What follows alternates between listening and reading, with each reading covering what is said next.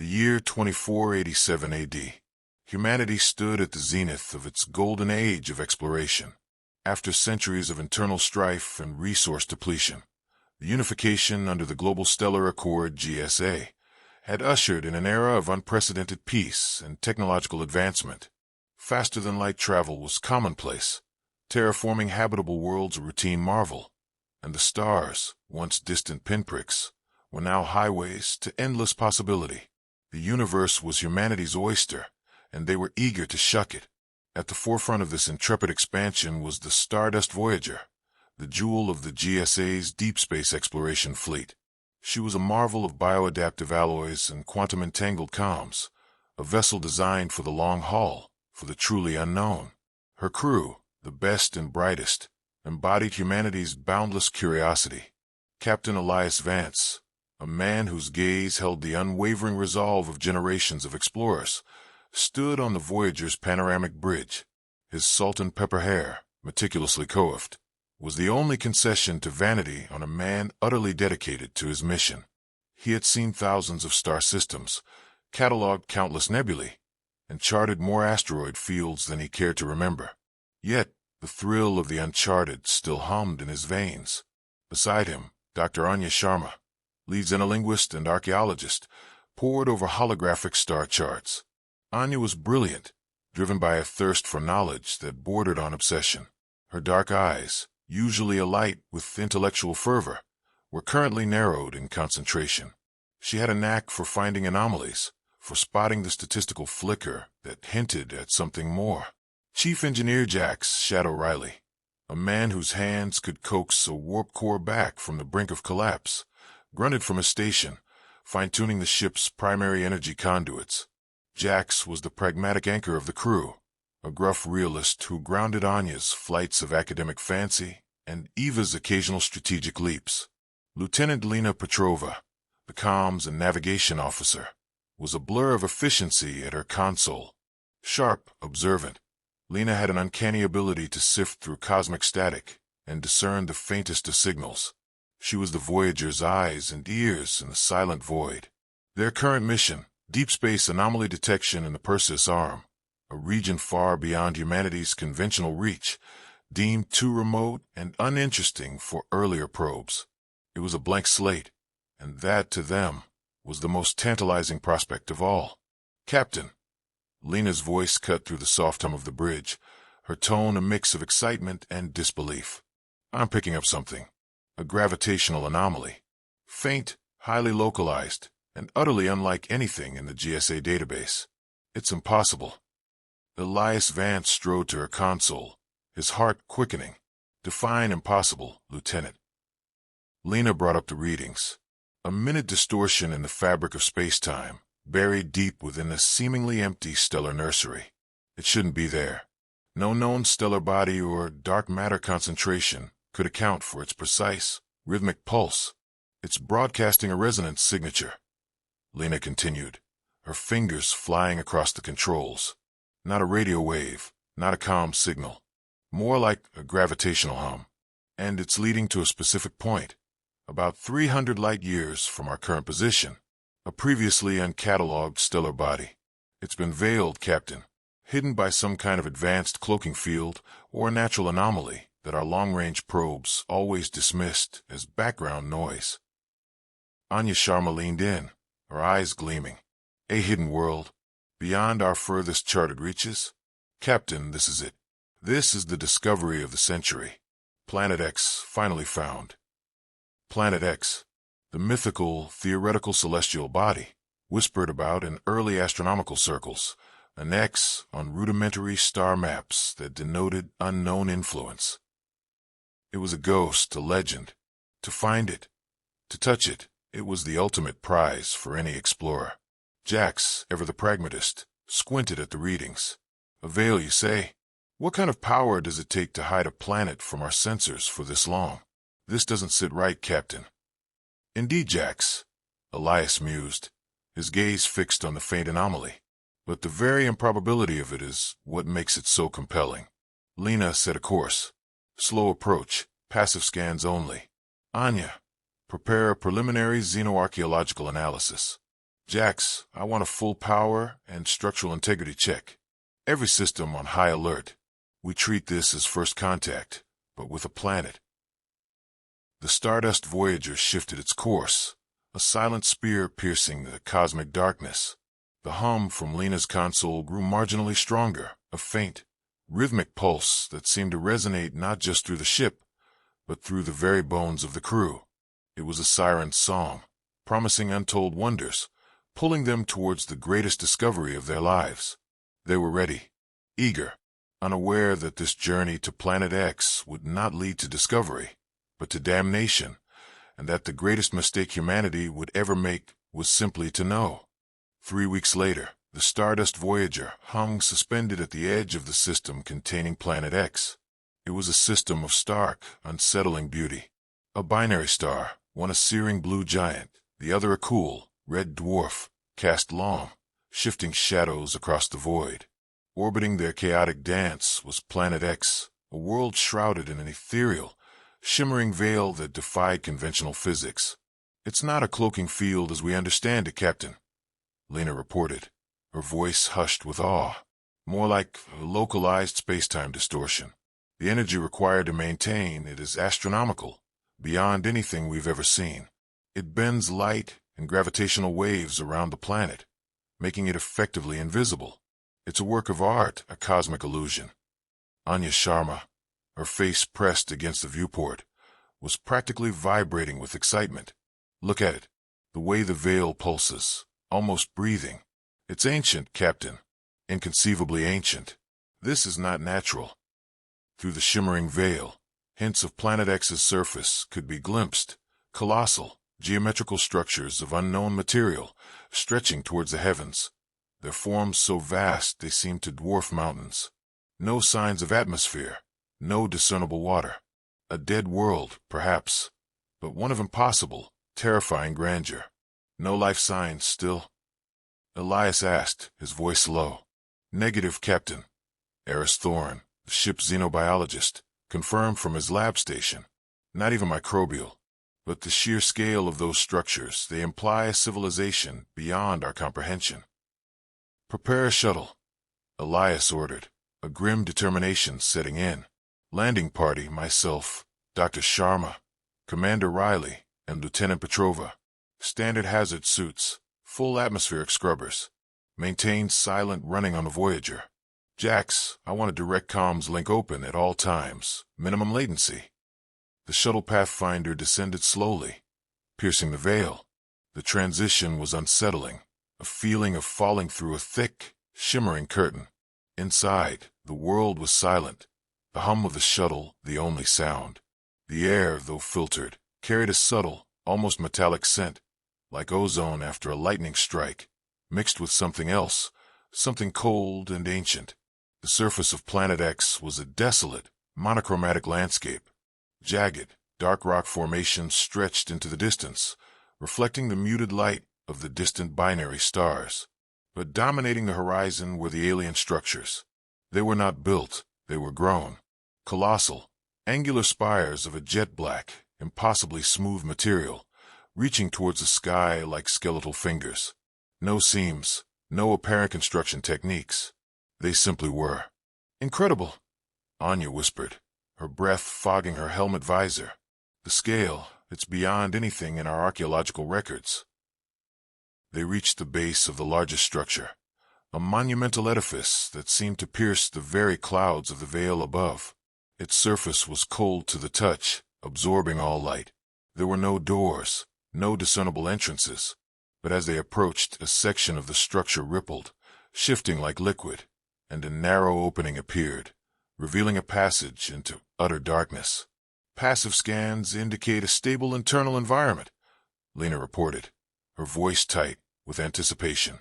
"No energy fluctuations, no discernible traps, just emptiness." Elias hesitated, a primal instinct warning him back, but the drive for discovery, the sheer lure of the unknown, was too powerful to resist. This was Planet X, the prize. "Proceed with extreme caution," Elias ordered, drawing his sidearm, a futile gesture against something so ancient. They stepped into the darkness. The passage widened into a vast chamber, dimly lit by a faint, internal luminescence emanating from the walls themselves. The air here was heavy, still, and carried that same ancient, metallic scent, now mingled with something else, something almost cold. At the center of the chamber stood a massive, crystalline monolith. It was a single, flawless construct of deep violet crystal, pulsating with a slow, hypnotic rhythm. Runes, seemingly etched by light itself, swirled across its surface, shifting and reforming in intricate, impossible patterns. It hummed with a low, resonant frequency, the very same gravitational hum that Lena had first detected from light years away. Anya, drawn like a moth to a flame, moved towards it, her scientific mind alight. "Captain, this is it. This is the source of the veil. This is the heart of Planet X." She reached out, her gloved hand trembling, towards a small, recessed panel on the monolith, where the pulsating runes seemed to converge, forming a single, inviting symbol. It was an interface, impossibly ancient, yet somehow beckoning. "Anya, wait." Elias commanded, but it was too late. Driven by an insatiable intellectual hunger, she touched the panel. The symbol flared with blinding light. The monolith hummed, then resonated, emitting a wave of pure, silent energy. And the veil lifted. Not just the physical veil around Planet X, but a veil in their minds, in the universe itself. The Stardust Voyager in orbit reported a sudden, massive energy spike, followed by a profound, chilling silence from Planet X. The knowing had begun, and the mistake, irrevocable and terrifying, had been made. The moment Anya Sharma's gloved hand touched the crystalline panel, a silent, concussive wave of energy erupted from the monolith. It wasn't a physical force, but something far more invasive. It bypassed their suits, their filters, their very bones, and plunged directly into their minds. For Captain Elias Vance, it was like a universe of pure information was forcibly downloaded into his brain. Not data, not images, but raw, unfiltered truth. He saw the birth of stars and their inevitable, freezing death.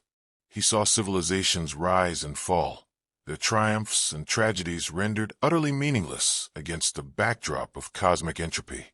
He saw the universe as a vast, indifferent machine, grinding towards an ultimate, absolute silence, a cold, empty void where nothing, not even light, would exist. Every comforting illusion, every hope, every concept of purpose was stripped bare, replaced by an unbearable, undeniable futility. Anya Sharma, the instigator, bore the brunt of it. She collapsed, a low, guttural scream, tearing from her lips, unheard through the comms. Her eyes, wide and staring, reflected the alien luminescence of the chamber, but they saw far beyond it. Her body convulsed, then went utterly still, her lips moving silently, mouthing words in a language no human could understand, words filled with chilling cosmological revelations that spoke of the universe's true, terrifying nature. The cosmic gnosis had been awakened. Jack's shadow, Riley felt it as a profound, soul-deep chill. His pragmatic mind, accustomed to solid mechanics and observable physics, was overwhelmed by concepts that shattered his reality. He saw not the reassuring whir of gears, but the inevitable heat-death of the universe. Every wrench, every bolt, every engineered solution became meaningless. He staggered backward, clutching his head, a single, hoarse whisper escaping his lips. No point. Lena Petrova, usually so sharp and analytical, found her senses flooded with paradoxical information. The laws of physics she knew dissolved. Up was down, light was dark, time flowed backward and forward simultaneously. Her very concept of navigation shattered. She stared at her comms unit, seeing not the familiar display, but intricate, horrifying patterns of universal decay, symbols of entropy etched into its surface. She began to weep, silently, tears streaming down inside her helmet. The monolith pulsed with an intensified, malevolent light. The gnosis wasn't just knowledge. It was a parasitic truth, an ancient consciousness made of pure concept, designed to shatter sanity and feed on the despair it created. Planet X was not its home, it was its prison. And humanity, in its boundless curiosity, had just unlatched the cell door, not for a physical entity, but for a mental contagion. Elias, despite the overwhelming influx of soul-crushing truth, felt a sliver of his pragmatic mind clinging on. He saw Anya, catatonic, her lips still moving. He saw Jack slumped, muttering about futility. He saw Lena weeping. The gnosis was spreading. It was a disease of the mind. Get back to the shuttle. Elias gasped, his own voice sounding distant, alien. He forced his leaden limbs to move, pushing Jack's, dragging Anya's inert form. The air in the chamber now felt thick with invisible dread, the cold ancient scent overwhelming. They stumbled back onto the Pathfinder, sealing the hatch with numb efficiency. Elias managed to get them airborne, the shuttle shuddering as it broke through Planet X's now active, hostile atmosphere. The veil, which had briefly lifted, now pulsed with a dark, angry energy, tightening around the world. Back on the Stardust Voyager, the crew had felt the psychic shockwave. Their own minds were now being subtly invaded. The ship's AI, usually a calm, feminine voice, began to emit distorted static, its diagnostics flickering with impossible error codes. As they reached the Stardust Voyager, Lena, still weeping, screamed, "Captain, the stars. They're wrong. The constellations, they're telling us the end. The end." Elias looked at the main viewport. The distant stars, once familiar beacons, now seemed to twist and writhe, their patterns forming grotesque, ever-shifting symbols of cosmic despair, visible only to their newly afflicted minds. The cosmic gnosis had boarded the Stardust Voyager, and it was already making itself at home. Their journey to Planet X had led them not to discovery, but to the precipice of their own sanity. The return to the Stardust Voyager offered no sanctuary. The cosmic gnosis, pervasive, conceptual entity, had already begun its insidious work. The ship, once a beacon of human ingenuity, was rapidly transforming into a crucible of madness. Dr. Anya Sharma remained a catatonic state in the medical bay, strapped to a bio bed, her eyes wide open, fixated on unseen horrors. Occasionally, she would whisper in a rapid, complex stream, not in any known language, but in a torrent of pure, unadulterated cosmic truth. It was the universe stripped bare, revealing its entropic decay, the futility of every atom, every thought. Medical sensors registered extreme neurological activity, far beyond the capacity of a normal human brain, as if her mind was trying to process an infinite abyss. On the bridge, the symptoms among the rest of the crew varied but intensified. Sleep became impossible, plagued by vivid nightmares that bled into waking reality. Crew members saw impossibilities in the shadows of the corridors, fleeting glimpses of shattered realities, of stars collapsing into oblivion. Paranoia festered, twisting normal interactions into accusations and suspicion. Jack's shadow Riley, the chief engineer, spent hours in the engine room, muttering to himself. He tried to repair the interface on the bridge, convinced that by understanding its mechanics, he could undo the psychic link. But with every diagnostic he ran, with every line of code he tried to decipher, the gnosis burrowed deeper. He began to see the ship's intricate circuitry not as pathways of power, but as veins of dying starlight, draining into nothingness. His once steady hands now trembled, his focus wavering. Unbeknownst to him, his frantic attempts to fix the interface were unknowingly broadcasting the gnosis's resonance further through the ship's internal systems, amplifying its insidious reach. Lieutenant Lena Petrova, the navigator, suffered a particularly cruel torment. Her maps, once symbols of order, now writhed with disturbing patterns. The constellations shifted, subtly revealing horrifying messages of universal decay. She tried to plot a course home, but every calculation led to a dead end. Every jump point seemed to lead to a place of utter non-existence. Her meticulous mind, designed for precision, was breaking under the weight of cosmic chaos. She would sometimes burst into uncontrollable tears or stare blankly at the viewport, convinced the stars were mocking them. Even the ship's AI, calm, maternal presence named Orion, began to unravel. Its normally soothing voice would glitch, replaced by distorted static or unsettling whispers that seemed to echo Anya's cosmic pronouncements. Diagnostics flickered with impossible error codes, registering null data where critical systems should have been, reflecting the Gnosis's message of ultimate emptiness. Captain Elias Vance fought with every fiber of his being. He maintained a facade of command, giving orders, trying to enforce discipline. But even he felt the cold grip of the Gnosis tightening around his own mind. He would catch himself staring into blank walls, seeing galaxies wither and die in impossible miniature. He found himself questioning every decision, every action, overwhelmed by the crushing futility of it all. He knew they had to warn Earth, but the comms were an unstable mess, the Gnosis seemingly twisting their attempts into indecipherable noise. "Try to send a general distress beacon, Lena." Elias commanded, his voice hoarse, forcing himself to sound strong. "Just a signal. Anything." Lena, her eyes wide and unfocused, turned to her console. Her fingers hovered over the controls. Then she pulled back, a shudder running through her. I can't, Captain. The frequencies, they're all wrong. It's a song of silence. No one will understand." She began to hum a discordant, chilling melody, her gaze fixed on the viewport where the stars seemed to pulse with a malevolent rhythm. The Gnosis wasn't a physical entity to be fought with weapons. It was a conceptual parasite, feeding on sanity, thriving on the despair born from comprehension. It turned the very act of thinking, of perceiving, into a weapon against them. The Stardust Voyager, once a vessel of hope, was now a tomb of minds, drifting towards an unknown fate, its crew trapped in a terrifying, existential nightmare. They had found Planet X, and now Planet X had found them. The descent was swift and brutal. The Stardust Voyager, once a testament to humanity's ambition, became a haunted vessel. The cosmic Gnosis burrowed deeper into the crew's minds, twisting perception, amplifying despair, and shattering the fragile edifice of sanity. The first casualties were the non-essential personnel.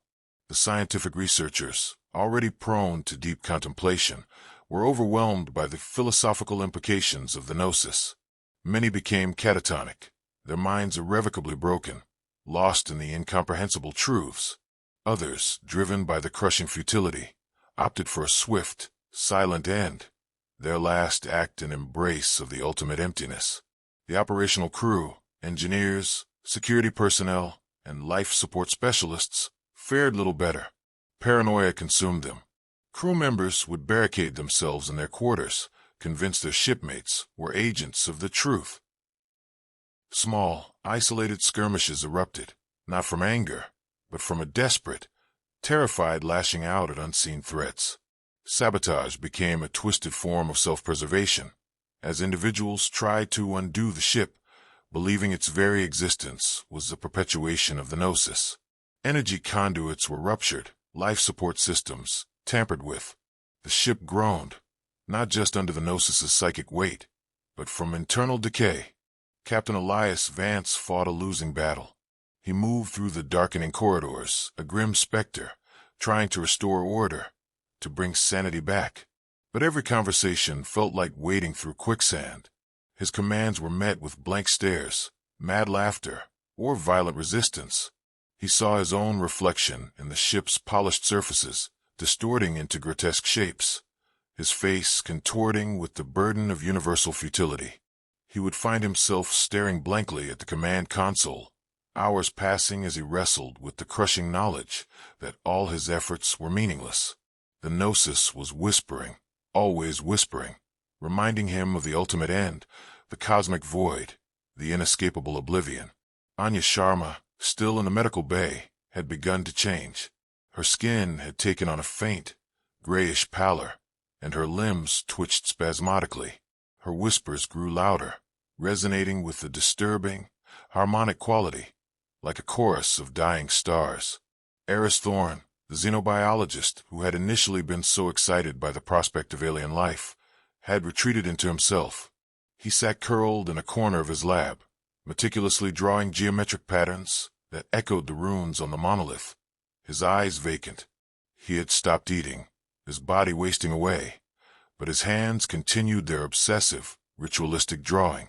Jax Riley, the ever-practical engineer, found himself dismantling critical systems, not to destroy them, but to release their essence back to the void. As he murmured, he saw the ship as a temporary construct, a fleeting speck in the face of inevitable entropy. He was not violent, but his actions were devastating to the ship's integrity.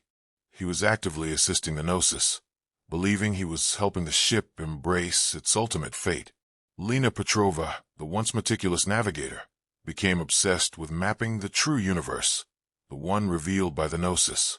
Her navigational displays were filled with nonsensical, beautiful, horrifying fractals representing cosmic decay. She would spend hours staring at the viewport, charting the paths of collapsing universes, mumbling about the great unraveling. She tried to ward Elias, but her words were incomprehensible, a jumbled mess of cosmic portents and personal despair. The Stardust Voyager was no longer simply malfunctioning. It was becoming an extension of the Gnosis, its systems reflecting the chaos of its crew's minds. The lights flickered and died, plunging sections into total darkness. Air recyclers sputtered, filling the ship with recycled, stale air. The automated defenses, meant to protect, now tracked the surviving sane crew as threats. Elias knew, with a horrifying clarity that pierced even his own Gnosis-afflicted mind, that they had to send a coherent warning. Not just a beacon, but a story. The truth, however unbearable. But every attempt to activate the long-range comms array was met with internal sabotage, or simply a refusal from the ship's own maddened systems. The Gnosis wanted to be known, but on its own terms, perhaps for its own terrible spread.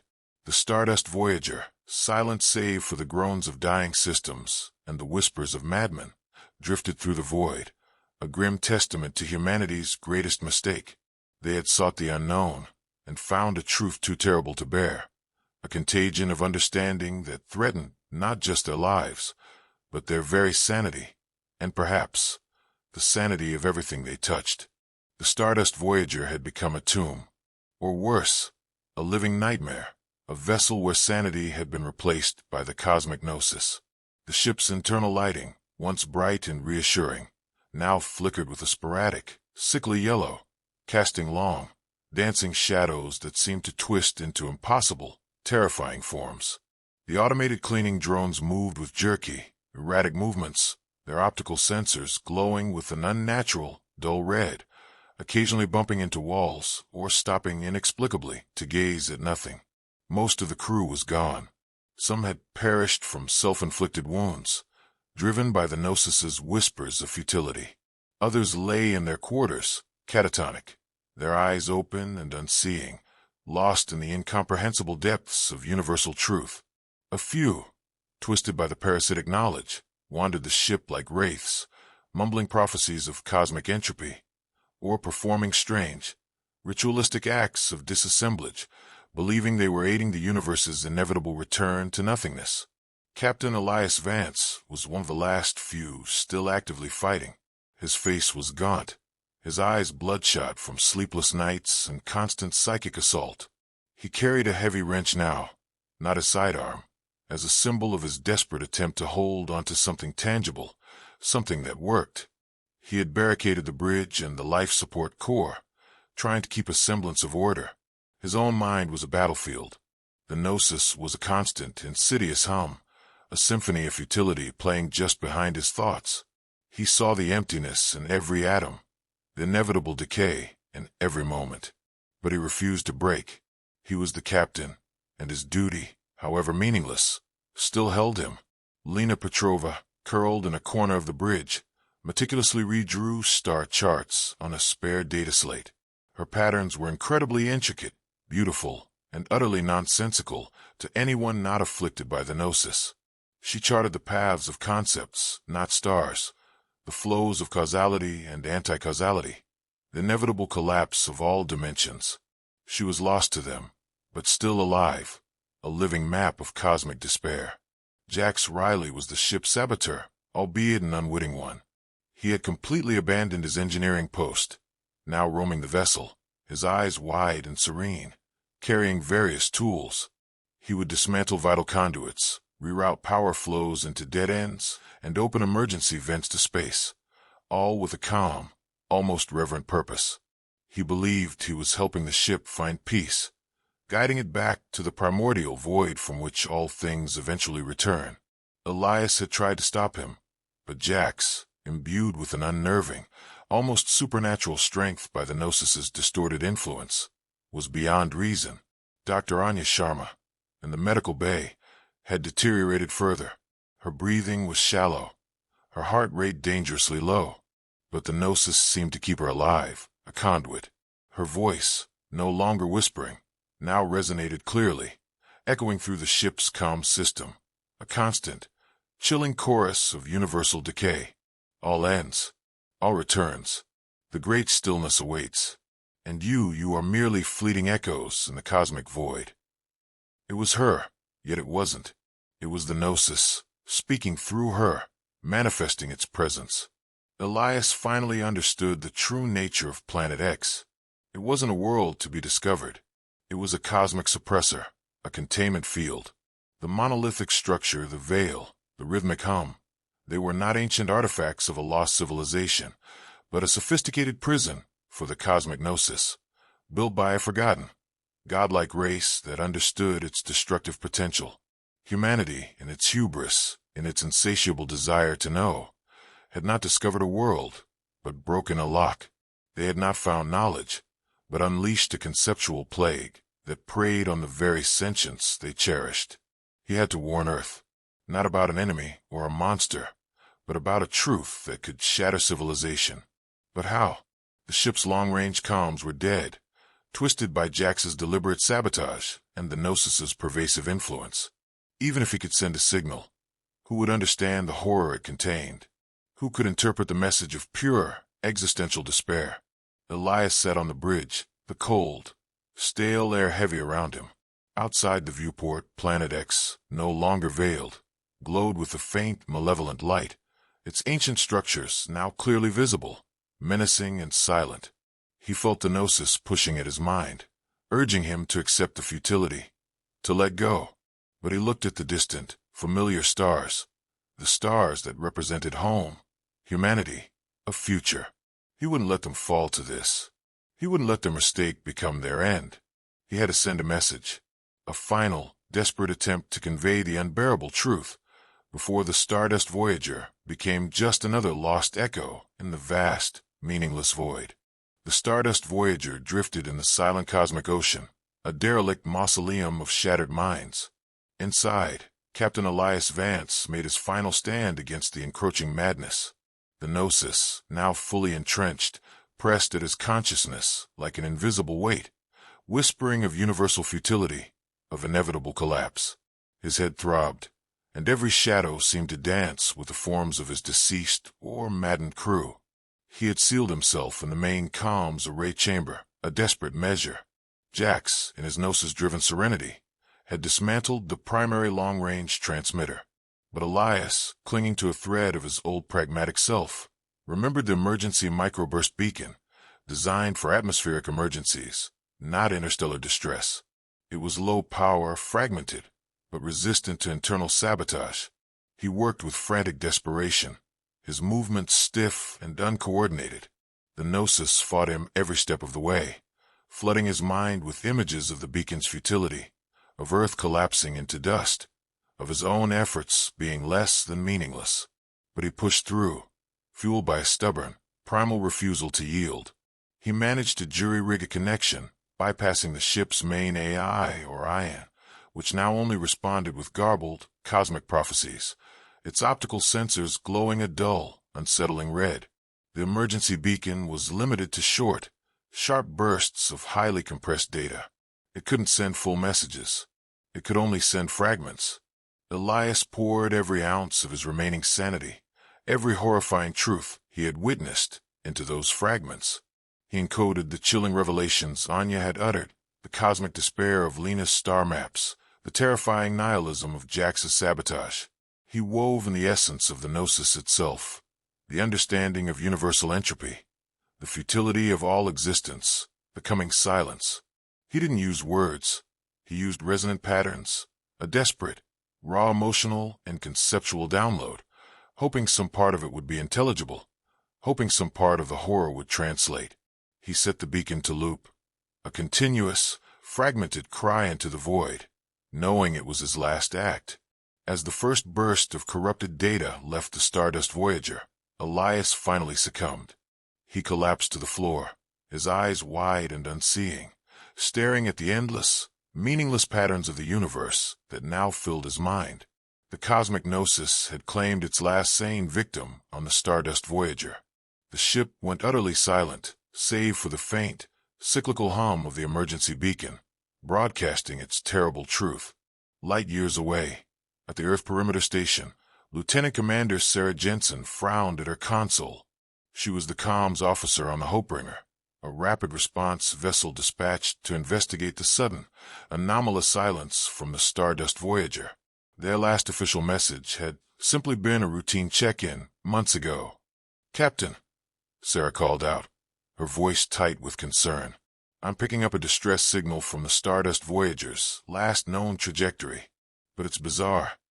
Captain Eris Thorne, no relation to Dr. Eris Thorne of the Voyager, a gruff but experienced commander, strode to her station. "Bizarre how, Jensen?" "It's not a standard beacon, sir," Sarah explained, bringing up the spectral analysis. "It's a low-frequency, highly compressed data burst. But the data, it's not just corrupted. It's wrong. It's almost like a song, but not harmonious. A discordant, cyclical pattern that seems to vibrate just on the edge of comprehension." She played a snippet, a series of high-pitched, almost subliminal pulses, mixed with low, guttural thrums. It wasn't static, it was structured but alien, and beneath it a faint, almost imperceptible psychic resonance that brushed against the edges of their minds, instilling a subtle, unsettling fear. "Analyze the source, the content," Captain Thorne ordered, his brow furrowed. "Whatever they're sending, it's urgent." Sarah worked, running advanced decryption and translation algorithms. The computer struggled, displaying error after error, unable to categorize the data. But the psychic resonance grew stronger, a pervasive sense of dread seeping into the comms deck. Technicians began to rub their temples, a few reported headaches. "Sir," Sarah reported, her voice hushed. "The content, it's not translating as coherent words.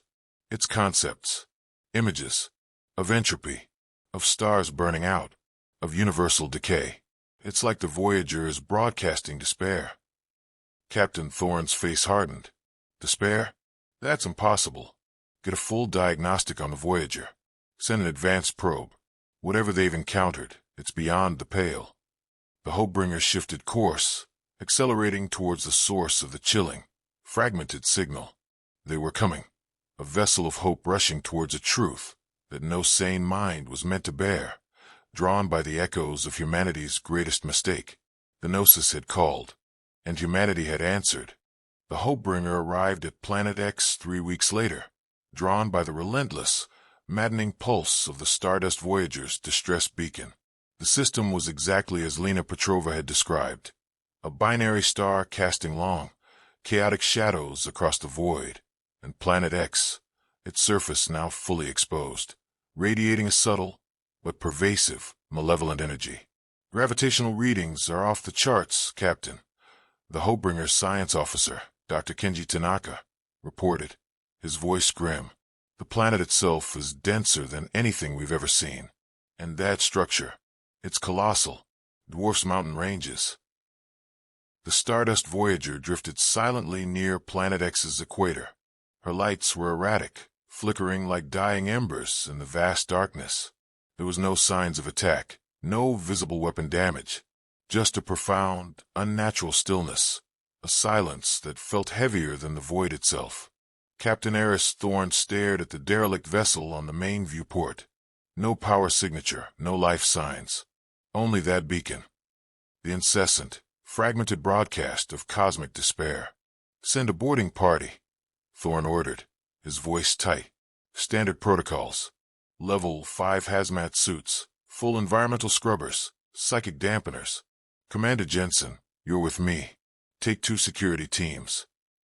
The boarding party comprised Thorne, Sarah Jensen, and 6 heavily armed security officers. Their shuttle, the Vigilant, approached the Stardust Voyager cautiously. As they drew closer, the psychic resonance from the derelict vessel grew stronger, seeping through their psychic dampeners, instilling a subtle sense of dread. "Commander," a security officer's voice crackled over the comms. "I'm feeling a little lightheaded. The air's fine, but something's pressing in." "Stay focused," Thorne commanded, though he felt it too. A creeping sense of existential futility, a whisper that told him all his efforts were meaningless. He pushed it down, his military training a steel wall against the psychic invasion. They docked at the Stardust Voyager's main airlock. The internal lights were off, save for emergency glows that cast long, dancing shadows. The air was stale, recycled, carrying a faint, metallic scent. The first sight was a horror. The main corridor was littered with discarded equipment, personal effects, and dried biofluid stains. Strange symbols were scrawled on the walls in what looked like blood, or some other organic fluid. Intricate, geometric patterns that mirrored the runes on Planet X, symbols that resonated with silent, terrifying despair. "Commander," Sarah whispered, pointing to a crew locker, its door ripped open. Inside, a skeleton, its posture suggesting utter terror, sat huddled. They didn't just die. They were terrified. As they moved deeper into the ship, the true horror unfolded. In the mess hall, several crew members sat perfectly still at tables, their bodies preserved in their suits, their visors revealing wide, unseeing eyes, fixed on something beyond comprehension. In engineering, Jax Riley's body lay slumped over a dismantled power conduit, a serene, almost blissful expression on his face, as if he had finally achieved ultimate peace and destruction. They found Lena Petrova on the bridge, her body curled in a fetal position, her data slate clutched in her hand. The display showed swirling, nonsensical fractals, patterns of cosmic decay. She was dead, but her expression was one of profound, maddened understanding. And in the medical bay, they found Dr. Anya Sharma. She was still alive, barely, strapped to the bio bed, her grayish skin stretched taut over her bones. Her eyes were open, wide, and her lips moved in a continuous, rapid stream of alien syllables, resonating with the very hum of the gnosis. The cosmic gnosis had physically manifested through her, keeping her alive as a conduit, a living mouthpiece for its terrible truths. "Captain," a security officer whimpered, his psychic dampener failing. "I hear it. I hear the whispers. It's telling me it's all meaningless. Everything." The gnosis, now in direct proximity, began to latch onto the boarding party. Fear, raw and primal, flooded their minds. Captain Thorne fought it, but he felt the chill seeping into his very soul, the insidious whisper telling him that Hopebringer was a futile name. "Retrieve the logs." Thorne roared, his voice thick with strain. "Get Anya out of here. Now." He knew, with terrifying certainty, that this was not a rescue mission. It was a containment operation, and they were already compromised. The Stardust Voyager was not just a derelict. It was a plagued ship, carrying a truth that could shatter worlds. The retreat from the Stardust Voyager was a frantic, desperate affair. The boarding party, despite their heavy psychic dampeners, staggered back to the vigilant, minds reeling, stomachs churning.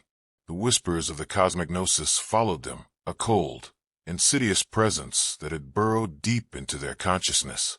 Dr. Anya Sharma, still alive but irreversibly broken, was brought back to the Hopebringer and immediately placed in a maximum security medical isolation chamber. Her body was wasting away, but the gnosis kept her animated, her voice a constant, low drone of cosmic prophecies, chilling the hearts of any who listened. Her very presence radiated the mind-shattering truth.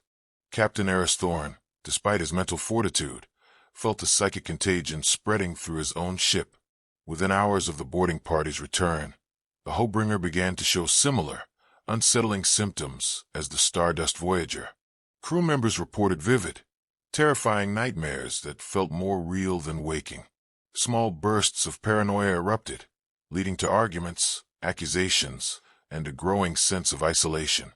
Technical glitches, mirroring Jax's maddened sabotage, began to appear in the ship systems, as if the gnosis was subtly influencing the engineers' hands, urging them towards entropy. "Report, Dr. Tanaka," Thorne demanded, his voice strained. He felt a constant pressure behind his eyes, a low thrum of futility just below the surface of his thoughts. Dr. Kenji Tanaka, the science officer, appeared on the main view screen, his face pale. "Captain, the data logs recovered from the Voyager are horrifying. It's not just data corruption. It's sentient. It's a conceptual entity. The cosmic gnosis, as Dr. Sharma called it. It spreads through consciousness, through comprehension. It reveals the ultimate, entropic truth of the universe, the futility of all existence, the inevitable heat-death, the meaningless of life. And it thrives on the despair it creates." "And it's spreading through the Hopebringer?" Thorne asked, the words tasting like ash. "Yes, sir," Tanaka confirmed, his voice barely above a whisper. "It's a contagion of truth. The more you understand it, the deeper it infects you. The Voyager crew, they were driven mad by knowledge. And we're next. The psychic dampeners merely slow the process. They don't stop it." Thorne knew, with a horrifying certainty, that this was not a conventional enemy. There was no weapon to fire, no shield to raise, no battle plan to execute. This was a war for their minds, for their very sanity. And the enemy was the truth itself. He ordered immediate, drastic quarantine protocols. All crew members who had been on the boarding party, or who showed any symptoms, were isolated. Communications with Earth were cut off. A terrible but necessary decision. They couldn't risk bringing this existential plague back to their homeworld. The Hopebringer was effectively a sealed tomb, adrift in a system that harbored pure, unadulterated madness. He reviewed the Voyager's last, desperate logs, piecing together Captain Elias Vance's fragmented entries. Vance had realized what Planet X was. Not a planet, but a prison. A containment field, built by an ancient, unknowable civilization that had encountered the Gnosis and understood its destructive power. Humanity had accidentally broken the lock, unleashing a conceptual being that was slowly, meticulously, devouring their sanity. The realization was a punch to the gut. Humanity's greatest mistake wasn't a military miscalculation or a scientific blunder. It was curiosity. It was the insatiable drive to know, to explore every corner of the universe, to uncover every secret. And this secret, this truth, was designed to destroy them from within. Thorne felt the Gnosis pushing harder now, a chorus of silent whispers, amplified by the growing despair on his ship. Why resist? All is meaningless. All ends. Embrace the silence. He gripped the edge of his command chair, his knuckles white. He looked out at Planet X, the colossal, dark structures now seeming to pulse with a subtle, malevolent energy. The Gnosis was centered there, its influence emanating from the broken prison. If it wasn't contained, if it wasn't stopped, it could spread beyond their system, infecting every sentient mind it touched, turning the entire galaxy into a realm of madness and despair. They had to contain it. But how do you contain a truth? How do you fight a concept? The answer, Thorne realized with a chilling dread, would require an impossible choice and an ultimate sacrifice. The Hopebringer was a ship on the precipice. The cosmic Gnosis, relentless and invisible, permeated every deck, every mind. The air hummed with unspoken dread, the very thought processes of the crew slowing under the weight of universal futility. Paranoia, despair, and subtle neurological decay were rampant. Captain Eris Thorne, his face drawn and etched with grim determination, stood before his senior officers, a small, desperate circle of men and women still clinging to the tattered remnants of their sanity. Dr. Tanaka, the science officer, Lena Petrova, the Hopebringer's comm specialist, no relation to the Voyager's navigator, and Commander Jensen, his executive officer. The Gnosis is accelerating its spread, Thorne stated, his voice flat, devoid of emotion. Dr. Sharma is barely alive, a conduit for its influence. The Voyager is lost, and if we return to Earth in this state, we risk bringing this truth to our home world, to every human mind. A heavy silence descended upon the small group. They all felt the psychic pressure, the insidious whispers. They all knew the impossible stakes. We have analyzed the Voyager's final logs and Dr. Sharma's resonance patterns. Dr. Tanaka began, his voice strained. Planet X is not a naturally occurring body. It's an artificial construct, cosmic suppressor. The monolith at its core was the main containment unit. Its purpose was to contain the cosmic gnosis, this parasitic understanding of ultimate entropy. The ancient civilization that built it, they understood its danger. They chose to not know. And we, in our infinite wisdom, broke the lock. Commander Jensen finished, her voice laced with bitter irony. The gnosis cannot be destroyed in a conventional sense. Tanaka continued. It's a conceptual entity. It's pure information, but it can be recontained, resealed. How? Lena Petrova asked, her eyes wide. The original containment unit is broken. Tanaka brought up a complex holographic schematic of Planet X and the monolith. The gnosis requires a continuous, focused psychic resonance to remain uncontained. The monolith provided that initially. When Dr. Sharma activated it, she didn't release the gnosis physically. She activated its perception within our minds, establishing a link. To reseal it, we need to reverse that link. Create a counter-resonance. A massive, focused mental effort. A psychic counterlock. Thorne stared at the schematic, his mind racing. A psychic counterlock. How do we do that? It would require immense, concentrated psychic energy, Tanaka explained, and a willing conduit, someone to act as the focal point, to channel the mental energy of others, to become a temporary, living lock, and then to shatter the link, to break the connection between the gnosis and all sentient minds. And what happens to the conduit? Commander Jensen asked, dread in her voice. Tanaka paused, his gaze dropping. The conduit would be overwhelmed. Their mind would be destroyed, not by the gnosis, but by the sheer force of the counter-resonance. It would be a permanent, irreversible mental collapse, worse than what the gnosis does. A final, absolute silence.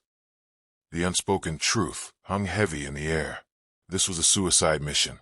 A sacrifice. To save countless minds, one would have to be irrevocably broken. Thorne turned to his officers. This is the choice. We can try to flee, but the gnosis will likely follow, slowly infecting more and more systems until it reaches Earth. Or we make the choice. We sacrifice one for the sanity of many. We reseal the gnosis. We embrace ignorance for the sake of survival. It was the ultimate paradox. The greatest mistake humanity had made was to know, and now their greatest act of salvation would be to unknow, to willingly choose oblivion for one of their own, to ensure the rest could live in blissful ignorance of the universe's most terrifying truth. I'll do it, Commander Jensen said, her voice quiet but firm. Her eyes, though shadowed by dread, held an unwavering resolve. I'm the executive officer. It's my duty. No, Thorne said, shaking his head. He looked at each of his remaining officers. They were his family now, forged in the fires of this cosmic nightmare. He couldn't ask them to do this. He couldn't order them. This was his burden. I'll be the conduit, Captain Thorne declared, his voice strong, a final bastion against the encroaching despair. I am the captain. The ultimate responsibility falls to me. You will get the Hobringer and what remains of our crew back to Earth. You will report the truth, but only to the highest levels. This knowledge must be buried for the good of all. A profound, sorrowful silence filled the bridge. The unbearable choice had been made, the ultimate sacrifice for sanity. The plan was set, a chilling, desperate gamble for the sanity of an entire species. Captain Eris Thorne stood on the Hobringer's desolate bridge, now stripped of all non-essential personnel, ready for the final act. His eyes, though tired, held a fierce, unwavering resolve. Dr. Kenji Tanaka, his face pale and grim, had overseen the rapid construction of the psychic resonance chamber in the Hobringer's former medical bay. It was a sterile, isolated room, lined with intricate Etherian from previous story concept, but here in newly reverse-engineered alien tech based on Voyager's findings, perhaps psychic dampeners, and at its center, a single, crystalline interface designed to funnel and amplify mental energy. Commander Jensen and Lena Petrova stood on the bridge, their roles to execute the highly precise navigational maneuvers and energy relays required to position the Hopebringer perfectly in orbit above Planet X, at the optimal focal point for the counter-resonance. They would then activate the ship's primary power core, channeling its raw energy into the makeshift psychic chamber. The Gnosis, sensing their intent, intensified its assault. Whispers of futility hammered at Thorne's mind, visions of his family succumbing to the truth, of Earth a silent monument to despair. He felt the insidious tendrils of cosmic emptiness trying to dissuade him, to make him accept the inevitable. But he pushed through, focusing on the faces of his crew, the sleeping billions on Earth, the very concept of hope. "Initiate final approach to Planet X," Thorne commanded, his voice clear. "Maintain psychic dampeners at maximum. No verbal communication unless absolutely necessary. Preserve mental energy." The Hopebringer descended, its engines a low hum against the overwhelming psychic presence of Planet X. The colossal structures on the planet's surface seemed to writhe with malevolent energy, pulsing with the Gnosis's presence. The Stardust Voyager, a derelict monument to their hubris, drifted nearby, its emergency beacon still broadcasting its chilling message of universal decay. Thorne walked to the medical bay, his steps heavy. He paused at the observation window of Anya Sharma's containment chamber. Her body was still, her eyes open, her lips silently moving, a constant stream of alien truths pouring from her broken mind. She was the living link, the broken lock. He felt a profound sorrow for her, for Elias Vance, for all the souls lost to this unbearable knowledge. He would not let their sacrifice be in vain.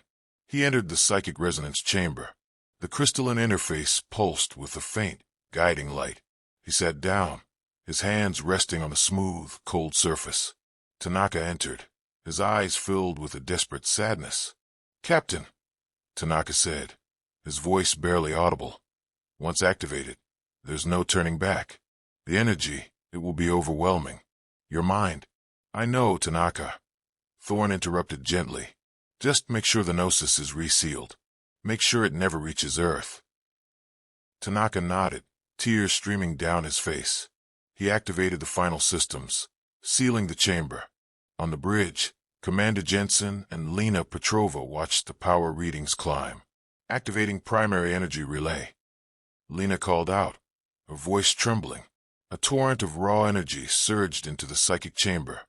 Thorne felt it, not as pain, but as an overwhelming pressure, 1,000 suns exploding in his mind. The Gnosis roared in his consciousness, a final, desperate surge of its terrifying truth, trying to consume him. He saw the universe unravel, the fabric of reality fray, stars dying in grotesque convulsions. He saw the ultimate emptiness, the cold, silent end of all things. But Thorne fought back. He focused his entire being, every ounce of his stubborn human will, not on understanding the Gnosis, but on rejecting it. He channeled the collective will of humanity, the simple, illogical, defiant act of existing, of building, of loving, despite the ultimate futility. He pushed against the tide of cosmic despair, visualizing a mental lock, a psychic prison slamming shut. His mind screamed, his body spasmed, blood trickled from his nose, his eyes. But he held the line. Then, with a final, desperate surge, he triggered the full counter-resonance. A blinding, silent flash of mental energy erupted from the Hopebringer, focused entirely on Planet X. It was a scream of defiance, a mental fist striking against the cosmic truth. The planet itself seemed to shudder. The malevolent energy that had pulsed from its surface vanished. The Stardust Voyager's emergency beacon, which had been broadcasting its chilling message for weeks, went utterly, irrevocably silent. Thorne's mind exploded, not with pain, but with an absolute, profound silence. His physical body slumped inert, his eyes wide and unseeing, staring into a void far deeper than space. He had become the lock. He had chosen ignorance, for the sake of sanity. The aftermath was eerily quiet.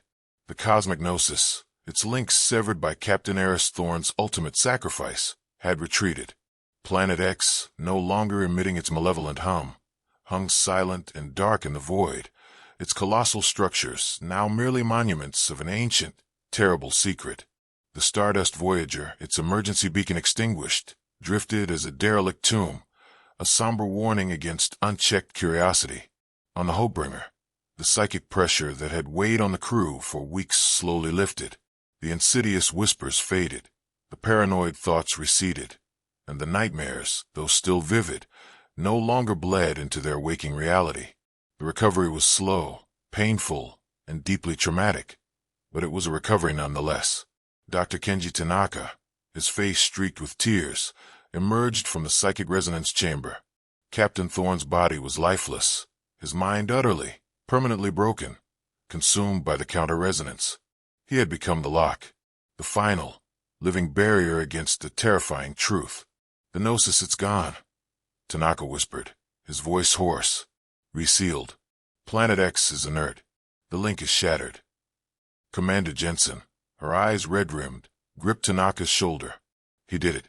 Captain Thorne, he saved us all." They began the grim work of securing the ship. The few survivors from the Stardust Voyager, those who were in catatonic states and had not been directly exposed to the counter-resonance, were carefully collected. They were empty shells, their minds irrevocably shattered by the gnosis, but their lives preserved.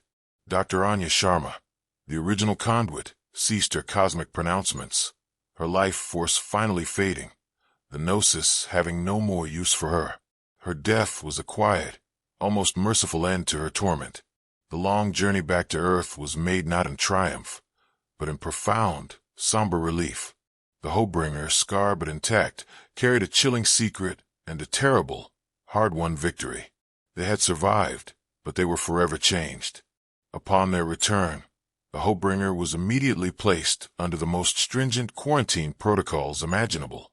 The few conscious survivors were debriefed in shielded, secure environments, their fragmented, horrifying memories pieced together by top-tier GSA analysts and xenopsychologists. The truth of the cosmic gnosis was too dangerous for widespread dissemination. It was a knowledge that shattered minds, not just a threat to be fought with weapons. The GSA High Command convened in an emergency session. The decision was unanimous and agonizing. The existence of the cosmic gnosis and the true nature of Planet X would be humanity's most guarded secret. Knowledge of it would be heavily censored, even from the public. The sacrifice of Captain Thorne and the Stardust Voyager crew would be honored, but the precise nature of their demise would be veiled in classified reports, forever hidden to protect the sanity of billions. The returned Voyager survivors, those who were not fully catatonic, were placed in long-term care facilities, their minds perpetually haunted by echoes of universal futility. They were living reminders of the price of forbidden knowledge, their silent, suffering a constant vigil for the few who knew the truth. The Stardust Voyager, deemed too dangerous to return, was scuttled in a remote, heavily shielded sector of space, its chilling beacon of despair silenced forever. Planet X was marked on all star charts as a permanent, absolute no-fly zone, veiled once more by newly deployed, advanced GSA-built containment fields, a silent monument to humanity's greatest mistake. The silence had returned, but it was no longer the empty, promising silence of the uncharted void. It was a heavy, meaningful silence, a silence that covered a terrible truth, a profound sacrifice, and a chilling understanding. There are some things in the universe that humanity is simply not meant to know, and the survival of their sanity depended on that eternal, chosen ignorance. Earth received the news with a mixture of profound shock and somber gratitude. The official narrative, crafted with meticulous care by the GSA, spoke of a catastrophic systems failure on the Stardust Voyager due to an anomalous energy surge, and Captain Eris Thorne's heroic self-sacrifice to contain a dangerous, unprecedented spatial anomaly at Planet X. The public grieved, honored the lost, and celebrated the resilience of the Hopebringer crew. The details were classified, sealed away, deemed too existentially damaging for the collective consciousness. But for the few who knew the truth, the GSA High Command, the scientists and strategists intimately involved in the debriefing of the Hopebringer survivors, humanity had changed fundamentally. The unshakable belief in their right to explore, to know everything, had been shattered. They had stared into the abyss of ultimate truth, and it had nearly devoured them. Humanity's exploration directives underwent a radical transformation. The era of boundless, unchecked curiosity was over. Every new mission, every deep space probe, every scientific venture was now prefaced with an unprecedented level of caution, of skepticism, of a new, terrifying respect for the unknown. New protocols were implemented. Mental fortitude training, standardized psychological resilience programs became mandatory for all deep space personnel, focusing on mindfulness, emotional shielding, and combating existential despair. It wasn't just about physical survival. It was about protecting the mind. Cognitive contagion protocols, strict quarantine and containment procedures were developed for any encountered phenomena that exhibited non-physical, consciousness-altering properties. The unknowable zones, vast regions of deep space, previously considered merely uninteresting, were now designated as unknowable zones, areas exhibiting anomalous energy signatures or gravitational patterns that defied conventional understanding. They were to be avoided, not explored. Planet X remained the ultimate unknowable. Dr. Kenji Tanaka, forever marked by the ordeal, became the head of the newly formed GSA Division of Existential Threats. His research was focused not on uncovering new truths, but on understanding the limits of human comprehension, on developing safeguards against knowledge itself. He worked tirelessly to analyze the minute, lingering echoes of the Gnosis, using highly specialized Etherian, a fictional alien race from the previous story I generated. Here implicitly a source of advanced but esoteric tech the GSA now studies, derived psychic filters, always aware that one wrong thought could unravel his own mind. Commander Jensen and Lena Petrova, the survivors from the Hopebringer Bridge, continued their service, but with a new, quiet solemnity. They spoke little of their ordeal, their eyes holding the weight of impossible memories. They became teachers, passing on the lessons of caution and resilience, their experiences shaping a new generation of explorers who understood the delicate balance between discovery and preservation. The few surviving members of the Stardust Voyager crew, those in a persistent vegetative state, were cared for in a secure, serene facility. Their existence was a constant, silent vigil for those who bore the burden of the truth. They were living memorials to the price of curiosity, forever embodying humanity's greatest mistake. Humanity, once prone to a certain arrogance in its mastery of the cosmos, had been humbled. The universe was not a simple mechanism to be understood and exploited. It contained depths of truth that were not meant for sentient minds, forces that could shatter not just bodies, but the very fabric of perception. The threat of the cosmic gnosis, though contained, remained a silent, constant presence in the minds of the few who knew. It was a chilling reminder that their very existence was fragile, their sanity a precious, guarded thing. But in that humbling, a new kind of strength emerged, a strength born not of conquest or grand discovery, but of resilience, of cautious wisdom, and a profound appreciation for the fragile gift of a sane mind in an ultimately indifferent and terrifyingly truthful cosmos. Years bled into decades, then centuries. The memory of the Stardust Voyager and Captain Eris Thorne became a revered legend, carefully curated by the Global Stellar Accord. Public memorials honored their sacrifice, celebrating their courage against a vaguely defined cosmic anomaly. The truth of the cosmic gnosis remained humanity's most deeply guarded secret, a testament to the chilling realization that some knowledge was a plague. Humanity, fundamentally altered by its brush with the gnosis, continued its journey amongst the stars, but with a profound and ingrained sense of caution. Their explorations were no longer driven by a relentless hunger for all knowledge, but by a discerning, almost reverent approach. Every new system, every anomalous signal, was treated with an almost spiritual caution, lest they stumble upon another truth too terrible to bear. The unknowable zones on star charts expanded, Vast swathes of space where strange energies pulsed or reality seemed subtly distorted. These were not barriers to be overcome, but sacred boundaries to be respected. Scout vessels, equipped with sophisticated psychic dampeners and gnosis detection arrays, subtly integrated Etherian technology from previous encounters, carefully adapted and disguised, maintained a silent vigil on their perimeters, ensuring nothing from within could spill out, and nothing from without could unwittingly stumble in. At the heart of GSA deep space operations was the Thorn Protocol, named in honor of the captain. It was a comprehensive doctrine of cognitive defense, emphasizing mental shielding, the rejection of existential despair, and collective commitment to human resilience. Special Psychic Resilience Academies trained new generations of deep space personnel, instilling in them the quiet strength to maintain their sanity against unseen conceptual threats. The few remaining survivors from the Stardust Voyager, those left with shattered minds, were now legendary figures in the GSA's secure facilities.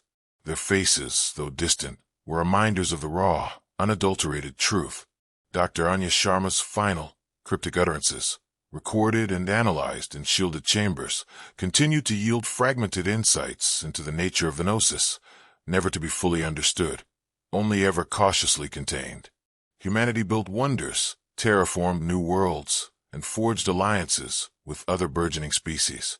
Their golden age continued, not as a period of naive expansion, but as an era of mature, wise, and profoundly resilient existence. They learned to value the simple, illogical joys of life, connection, creativity, laughter, as powerful shields against the ultimate futility whispered by the Gnosis. Their very capacity for hope, against the knowledge of inevitable cosmic entropy, became their greatest defiance, their most profound human fanfic triumph. A silent vigil was maintained at the former location of Planet X. An automated sentry, disguised as a navigational buoy, rotated endlessly, its advanced sensors scanning for any subtle shift in the space-time fabric, any faint echo of the truth that lay buried beneath the new containment fields. It was a constant reminder of the mistake and the price paid. The universe remained vast, mysterious, and full of wonders. But humanity no longer sought to know everything. They had learned their lesson.